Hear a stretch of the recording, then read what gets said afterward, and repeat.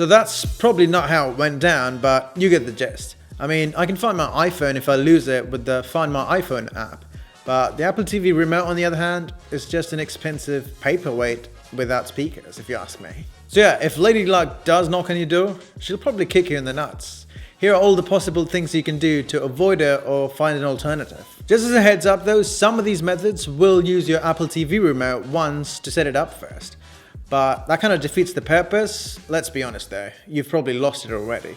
So these methods can actually be used proactively to avoid losing your Apple TV remote.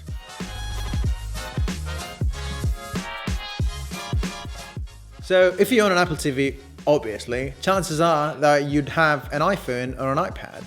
And you can fully control your Apple TV with your iOS devices. You don't even need to download a third-party app. That's a hell of a thing. Just make sure your iPhone or iPad Wi-Fi is on, then swipe up from the bottom to bring up the control center, and then tap on Apple TV icon. Select your Apple TV from the list. A 4-digit code will pop up in your TV. Punch that into your iPhone and then voila, you're now connected.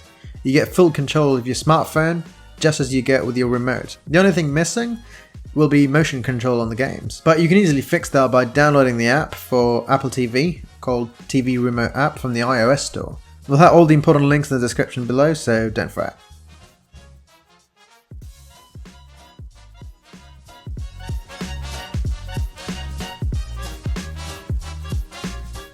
The next thing you can do is control your Apple TV with Apple Watch. Obviously, you own an Apple TV, you probably own an Apple Watch by now. And like any method before, you would need Apple TV remote first to set it up. If you've lost it already, just use your friends or use the iPhone app to set it up. So to control your Apple TV with your Apple Watch, just make sure that your Apple TV and your Apple Watch are on the same Wi-Fi network. On your Apple Watch, open the remote app and then tap Add Device. A 4-digit code will pop up in your TV. Enter the 4-digit passcode. When the pairing icon appears next to your Apple Watch, you can start controlling your Apple TV. Just like the iPhone remote, you can pretty much control anything on your Apple TV. There are a few downsides though. For instance, there's no volume or Siri control. But what did bother me though is the Apple Watch is using the iPhone as a bridge to control Apple TV. So if you turn off the Wi-Fi on the iPhone, or if I don't have the iPhone, it wouldn't work.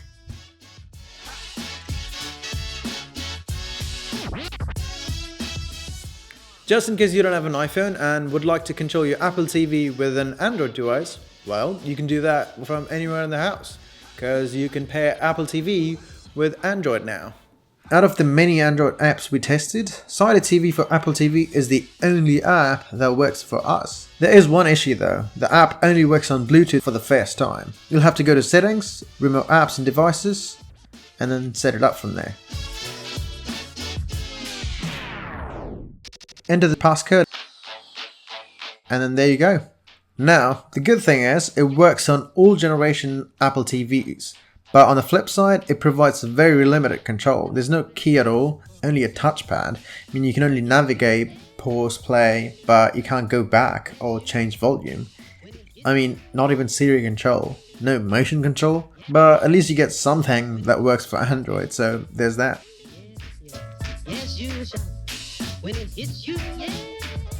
One of the best things about Apple TV is that it supports third-party remotes. That means you can pull out one of those old-ass TV remotes or even a DVD player remote and make it work with Apple TV. Or you can buy a cheap one off of Amazon. Of course, to set this up, you'll need the original remote for once, or I suggest you use the remote on your iPhone. To set this up for them, go to Settings and Remote and Devices, Learn Remote, and then Start. Now you need to map your remote keys to the new remote.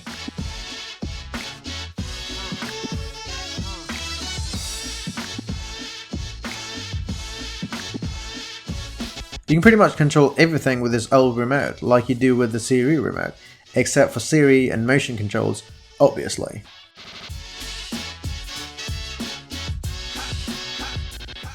Finally, the last option is to use a Bluetooth keyboard. That's right, you can use your Bluetooth keyboard with Apple TV.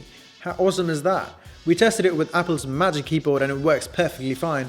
Also with a bunch of other keyboards we tested out over the course of a couple of weeks. To get started, turn on your keyboard and put it on discovery mode. Next, use the Apple TV remote, and if you've lost it, then use the remote app on your iPhone and go to settings, remotes and devices, Bluetooth. Your Apple TV will then look for a compatible Bluetooth device, and then once you see the keyboard on the screen, go ahead and select it, and then there you go. This isn't a rich experience like using the TV remote, but hey, something is better than nothing, am I right?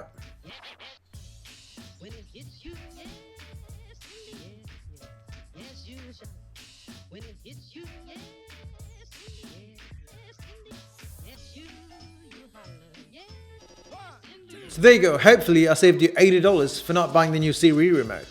With that in mind, check out Smart DNS Proxy if you're keen to unblock geo-restricted content on sites like Netflix, Hulu, Pandora, Amazon Prime Video. There's plenty of those, and it's only $5 a month. I'm Vanzi, thanks for watching, and if you liked the video, give it a like. And if you didn't, why are you here? Whoops. Just kidding, you can stay. I can't tell you what to do. See you in the next one.